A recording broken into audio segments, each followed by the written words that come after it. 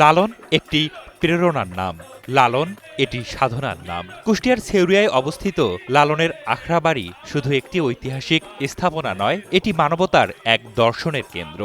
ধন্য ধন্য বলি তারে, ধন্য ধন্য বলি তারে। মানুষের উপরে আর কেন কিছু নাই।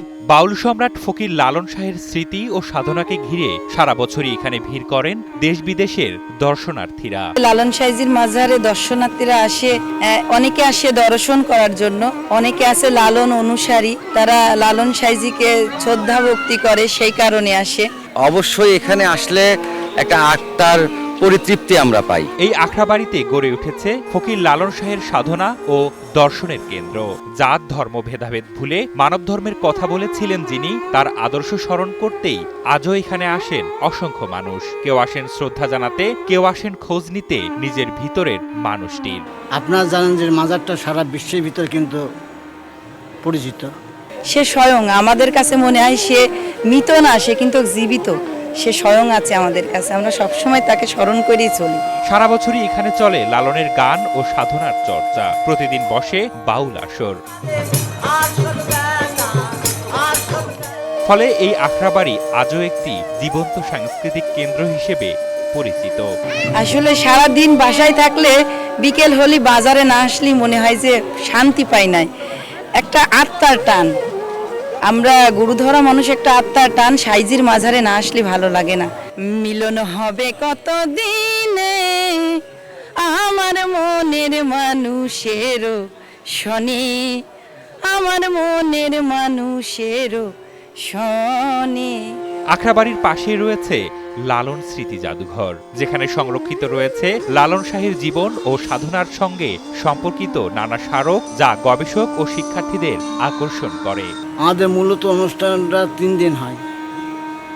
যেদিনকে আমাদের শুরু হবে, প্রথম দিন হয় অধিবাস।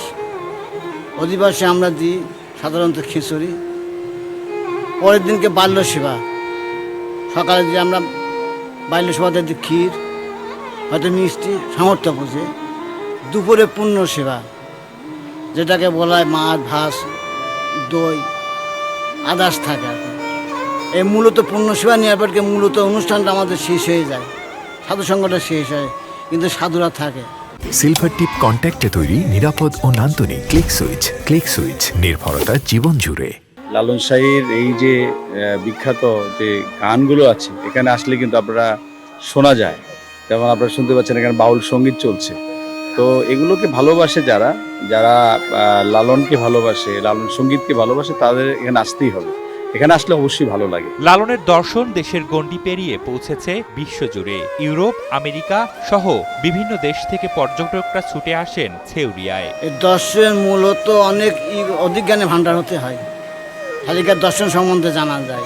যেহেতু লালন শাহ, মীর মোশাররফ হোসেন এবং আরও বিভিন্ন মনীষীর জন্ম এখানে, কুষ্টিয়াতে আসলে কুষ্টিয়ার পরিমল থিয়েটার আমাদের থিয়েটার জগতের একদম বাংলাদেশের প্রেক্ষাপটে বলা যায় শুরুর দিককার একটি থিয়েটার ছিল।